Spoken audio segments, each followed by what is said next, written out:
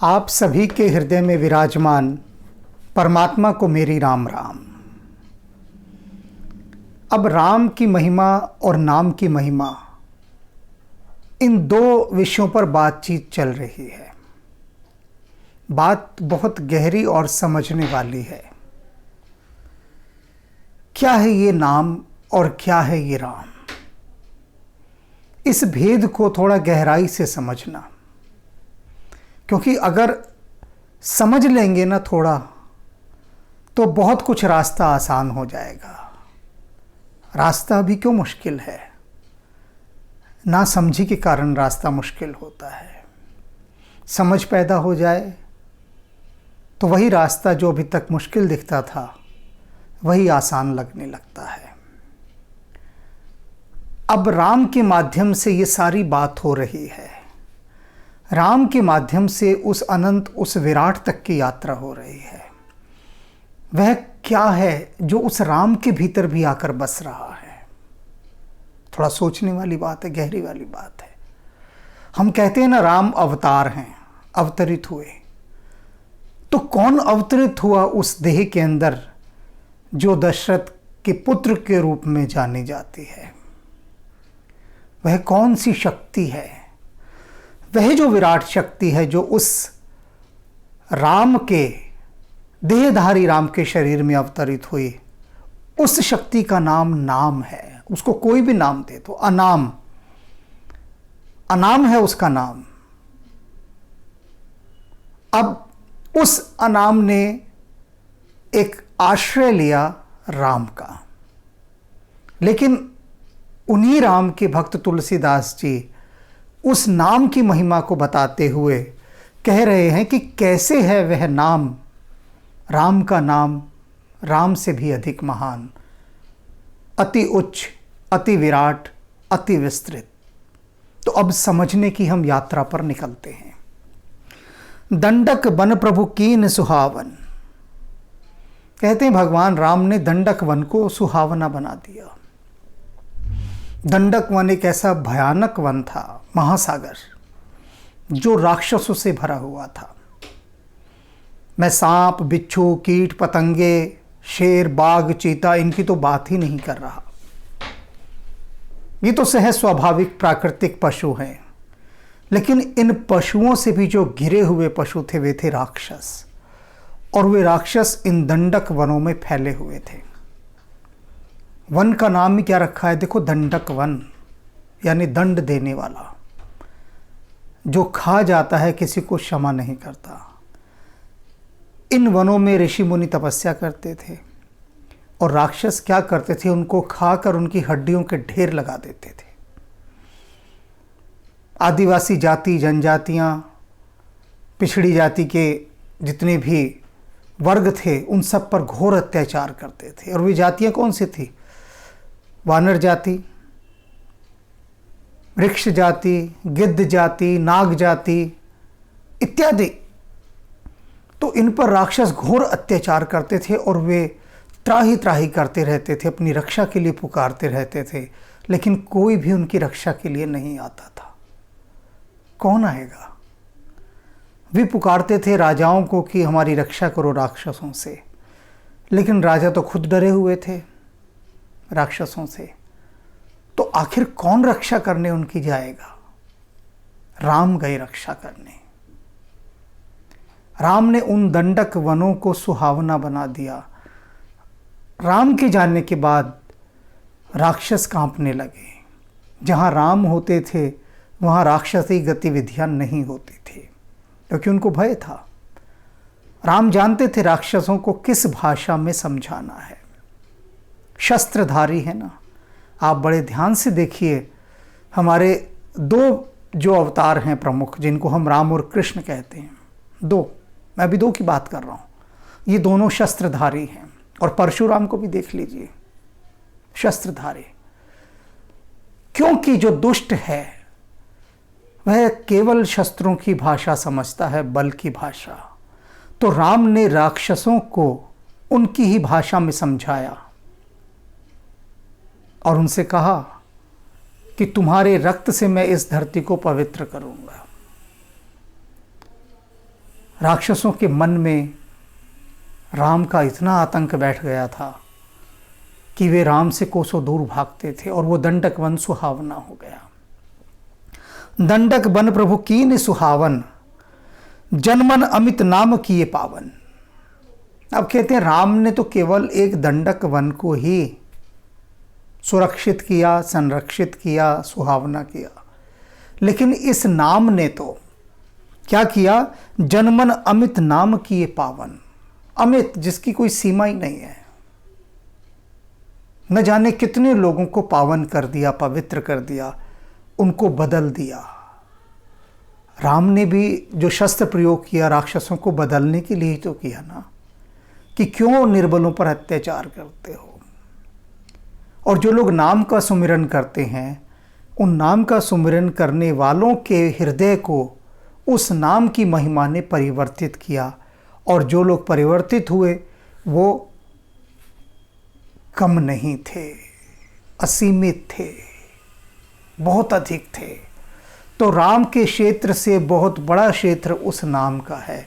सारे संसार में राम तो एक सीमित क्षेत्र में थे, जहाँ जहाँ राम गए वहाँ पर उन्होंने राक्षसी अत्याचार से जनमानस को मुक्त किया।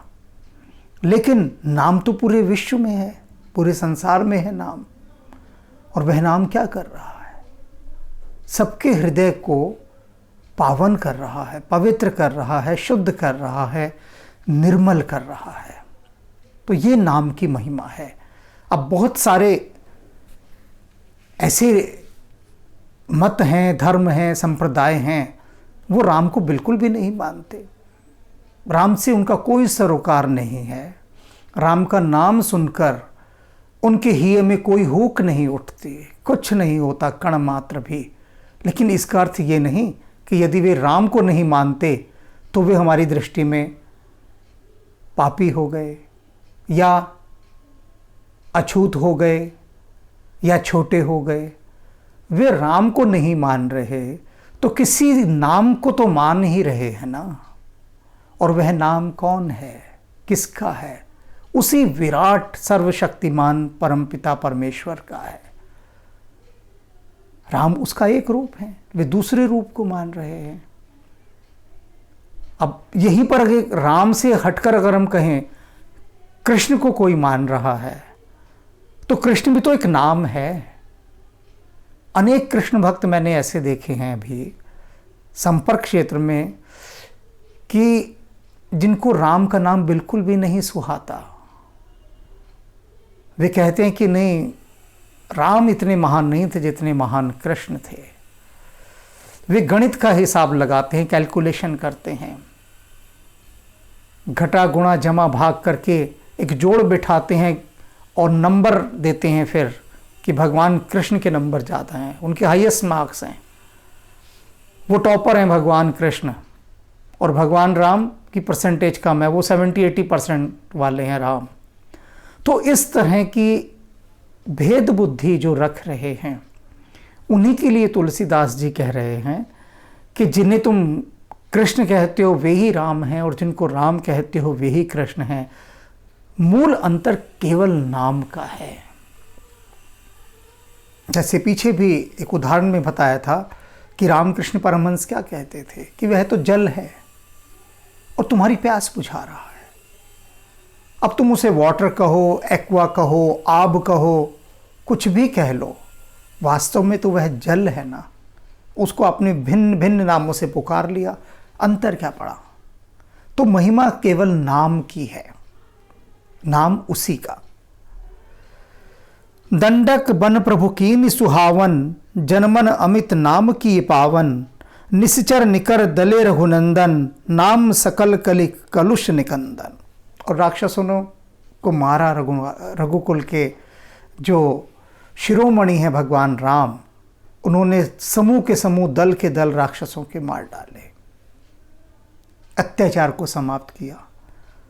लेकिन इस नाम ने क्या किया? जो कलयुग के अंदर इतने घोर पाप मनुष्यों के भीतर हैं, उनको मारा। देखिए, शत्रु दो होते हैं। एक बाहरी शत्रु जो आपको बाहर से आक्रमण कर रहा है। जितनी भी ऐसी उपद्रवियों की गतिविधियां होती हैं जो बाहर से हानि पहुंचाती हैं आकर,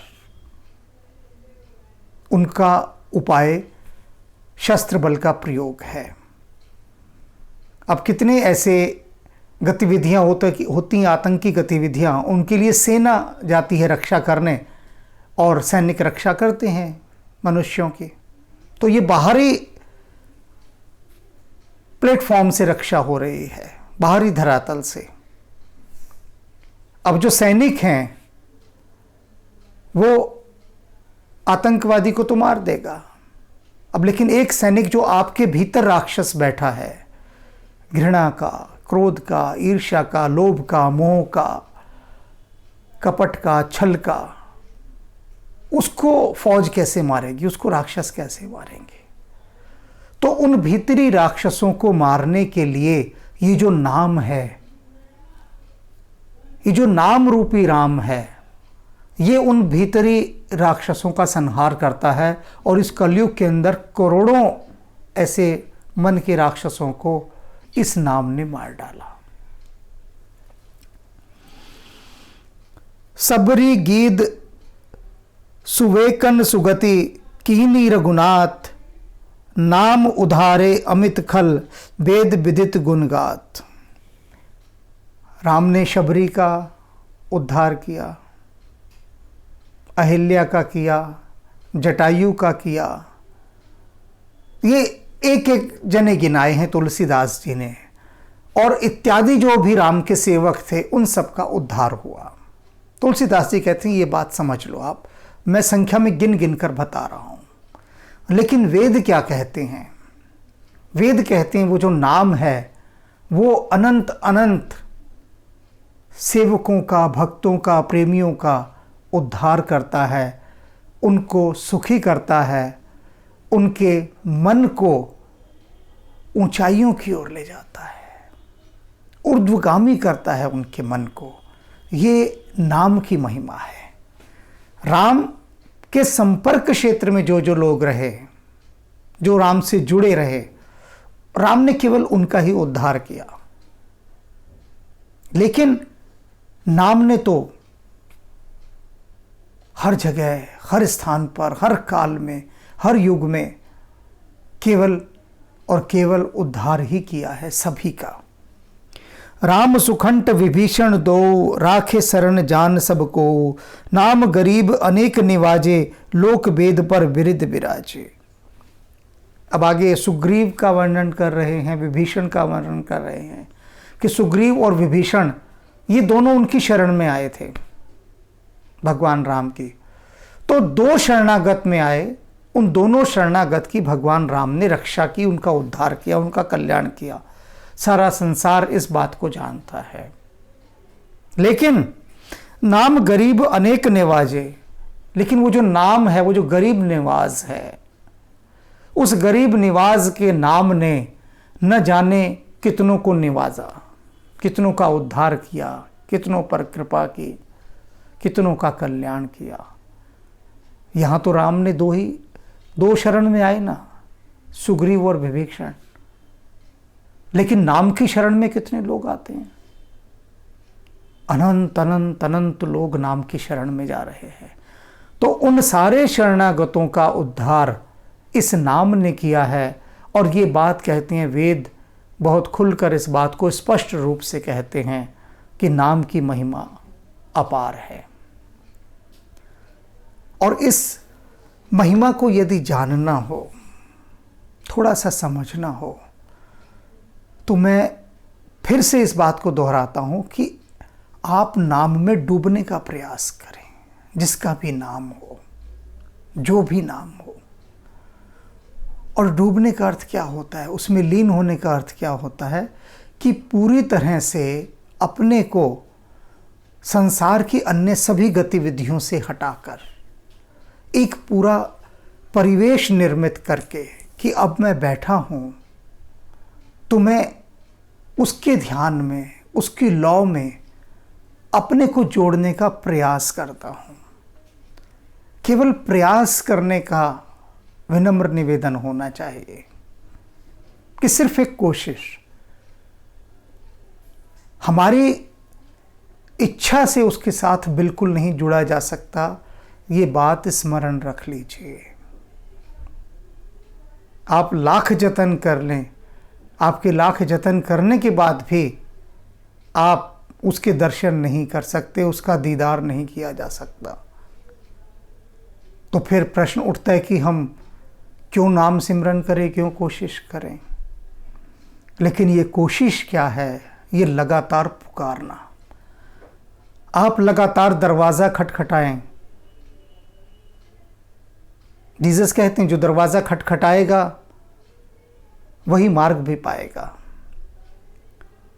ये जो पुकार है, ये जो नाम का सिमरन है, ये क्या है? परमात्मा का द्वार बार बार खटखटाना। गुरुवाणी कहती है, हम कूकर तेरे दरबार, पहुकण आगे बदन पसार। कि हम तेरे दरबार के आगे पड़े कुत्ते हैं जो लगातार अपने को पसार कर भौंकते जा रहे हैं, लगातार तुझे पुकारते जा रहे हैं। तो बार बार आपके सिमरन से, पुकारने से, वो कहते हैं ना जाने कब दीन दयाल के खनक पड़ेंगे कान। उसकी मौज है कब आपकी किस पुकार पर वो रीझ जाए, आपकी किस खटखटाहट पर वो अपना द्वार खोल दे। ये उसकी इच्छा है, ये उसकी रजा है। तो उसकी रजा में राजी रहते हुए हमें पुकारते जाना है, सिर्फ नाम का सिमरन करते जाना है। और जब हम लगातार नाम का सिमरन करते जाएंगे तो वह बहरा नहीं है, देख रहा है वो। आप ये मत समझिए कि आपने उसको पुकारना आरंभ किया, दरवाज़ा खटखटाना उसका आरंभ किया तो वो परमात्मा सोया हुआ है ना। जिस दिन आपने पहली दस्तक दे दी, पहली दस्तक, बराबर सुन रहा है वो, बराबर। लेकिन अभी आपकी पुकार में वो तपिश पैदा नहीं हुई है। क्यों नहीं हुई? जानते हैं क्यों नहीं हुई? एक व्यक्ति कहता है कि मैं तो 25 साल 30 साल हो गए, कोई कहता है मैं 80 साल से भगवान को पुकार रहा हूं, कुछ भी नहीं हुआ। ऐसा लगता है कि जैसे भगवान नाम की कोई चीज है ही नहीं, विधाता है ही नहीं, वो जो परमात्मा जिसको लोग कहते हैं वो है ही नहीं। मुझे तो 80 साल हो गए पुकारते हुए, उसने तो सुना ही नहीं कभी मेरे को। बात सही है, 80 क्या 90 साल भी हो जाते हैं। बहुत सारे लोग कहते हैं कि हम 90 साल से उसे पुकार रहे हैं और कहीं उसने सुना ही नहीं हमको। क्योंकि तुम तो अपना गणित लेकर बैठे हो ना, कि इतने साल, इतने घंटे, इतने दिन मैंने पुकार लिया और मेरी जो स्कीम थी नाम की वो मैच्योर हो गई, अब मैच्योरिटी पर मुझे दर्शन दो। अधिकार धमकाते हैं हम परमात्मा को दर्शन देने के लिए, विनम्र नहीं होते। तो पुकारने का क्या नियम है? जो मैं अक्सर कहता हूं कि आपके हृदय में करुणा होनी चाहिए। करुणा को आप नहीं समझ रहे होंगे, इसलिए मैं दूसरे शब्द का इस्तेमाल करता हूं कि जब तक आप नेक दिल और रहम दिल नहीं होंगे, जब तक आपका दिल रहम दिल नहीं होगा, नेक दिल नहीं होगा, तब तक उस दिल से जो पुकार उठेगी ना, वो व्यर्थ है। उस पुकार का कोई अर्थ नहीं है। बस पुकार रहे हैं आप अपने मन की तसल्ली के लिए। कहते हैं ना, दिल बहलाने को गालिब ये ख्याल अच्छा है। अच्छा ख्याल है कि हम 1-1 घंटा सिमरन करते हैं, 10 घंटे करो भला से। भीतर तुम्हारे हृदय में नफरत भरी हुई है, घृणा भरी हुई है, आग से तुम जले जा रहे हो, तो सुनेगा तुम्हारी बात? वो नहीं सुनेगा। वो पुकार मीरा की सुनेगा या तुम्हारी सुनेगा? वो नानक के गीत सुनेगा या तुम्हारा ये शोर सुनेगा? बताओ। वो भगवान बुद्ध का मौन सुनेगा, महावीर का संकल्प सुनेगा या तुम्हारी चालबाजियां सुनेगा? असल बात कि भीतर के तल को आपने अपना कितना निर्मल कर लिया। और जब उस निर्मल तल से आप पुकारेंगे उसके नाम को, तब उस नाम का जो चक्र है वो सक्रिय होता है, तब उसका ऑरा एक्टिव होता है। और इसके लिए कबीर साहब ने कहा है, कबीरा मन निर्मल भया जो गंगा को नीर, पाछे पाछे हरि फिरे कहत कबीर कबीर। जिस दिन अपने हृदय को गंगा के समान निर्मल बना लोगे, उस दिन वह तुम्हारे पीछे भागेगा, वह तुम्हें खोज लेगा। तुम नहीं खोज सकते, कभी नहीं खोज सकते। बताओ कैसे खोजोगे? अब मैं तुमसे कहूँ जाओ और भगवान को खोजो जाकर, कहाँ है उसका पता? कहीं नहीं पता। कोई उसका रंग रूप, कोई आकृति, कुछ नहीं पता। बस अनुमान भिड़ाए हुए हैं हम सब ने। तुम परमात्मा को नहीं जानते, लेकिन परमात्मा तुम्हें जानता है। वो तुम्हें खोज सकता है तत्काल, क्योंकि तुम खोजे ही हुए हो उसके लिए, उसकी निगाह में हो, उसकी दृष्टि में हो। तुम नहीं खोज सकते। तो इसके लिए क्या करना है? उस कबीर साहब की बात को मानना है।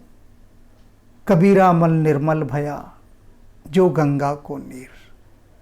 तो फिर नाम वाम का चक्कर बाद में, सबसे पहले अपने मन को निर्मल करने की यात्रा पर चलते हैं।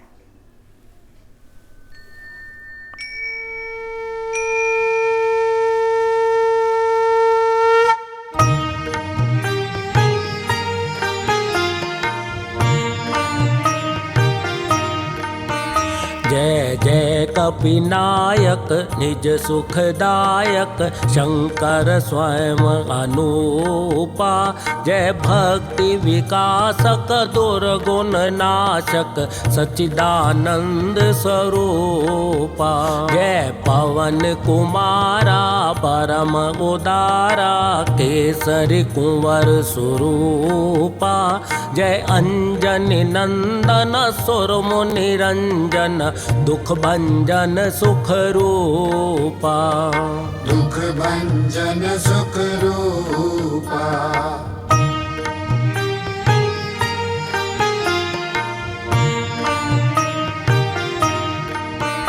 जय जय अविनाशी सब गुण राशि, धाम अखंडानंदा। केवल प्रभु माना परम अमाना, अद्भुत चरित मुकुंदा। अतएव चराचर सकल सुरासुर, गण से सब मुनि वृंदा। तज योग विरागा से अनुरागा, गावत शुभ गुण वृंदा।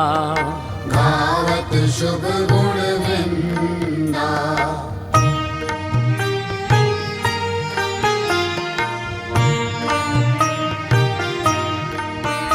जय उदधि उल्लंघक सिय दुख भंजक, अक्षय शय हनुमंता।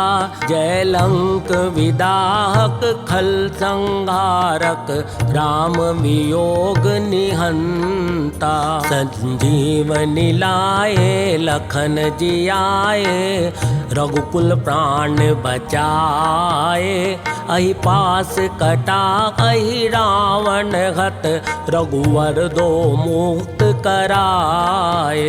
रघुवर दो मुक्त कराए।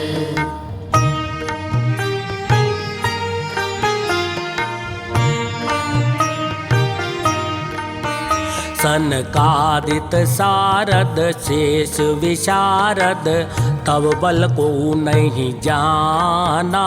तो ही भक्त प्यारे शास्त्र पुकारे, द्रवौ सो श्री हनुमाना। त्रेता द्वापर कलि सतभूषाशक, सब सुख राशि अनंता। महाकाल स्वरूपा अखत अनूपा, गोजन पालक संता। भोजन पालक संता।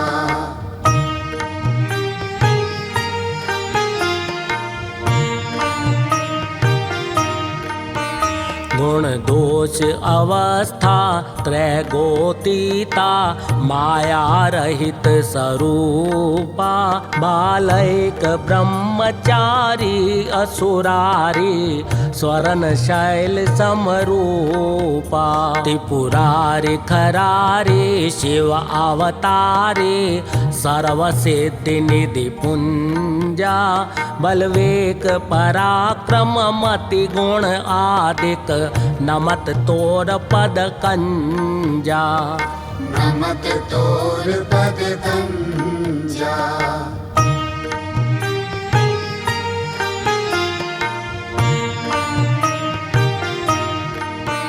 जय पूरन कामा परम ललामा गावई सब श्रुति संता करुणा वरुणालय भक्त जनाश्रय शुभ प्रेरक जग कंता त्रैताप भयानक दुख विनाशक सर्व विकार निहंता मम गुरु पितु माता भवनिधि त्राता द्रवहु वरद हनुमंता द्रवहु वरद हनुमंता।